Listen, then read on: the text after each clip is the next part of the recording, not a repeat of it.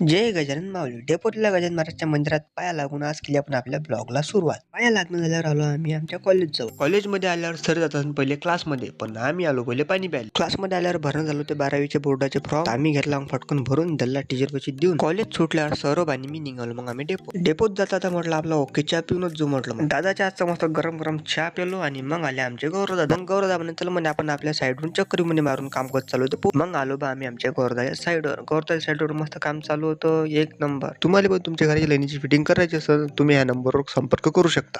मग मला लक्षात आलं की आपल्याला पासही काढायचे आहे. मग गौरवदाले म्हटलं चल बा मला आपल्या डेपोत नेऊन सोडून दे पास काढायच्या ठिकाणी. मग 360च्या स्पीडनं गौरवदाने मला डेपोत सोडून दिलं. मग आपली पास गीस काढून घेतली. मग आलो भाऊ पाणी टाकत पाणी घे थांबाचं नाव नाही घे. मग एसटीत बसून आलो आमच्या गावात आल्यावर आपल्या गावात एकदम तुफान पाणी चालू होतं. मग मी बसले गेला टाटा आणि तात्या वाजवऱ्या आप्पाचा बाहेरले लाडे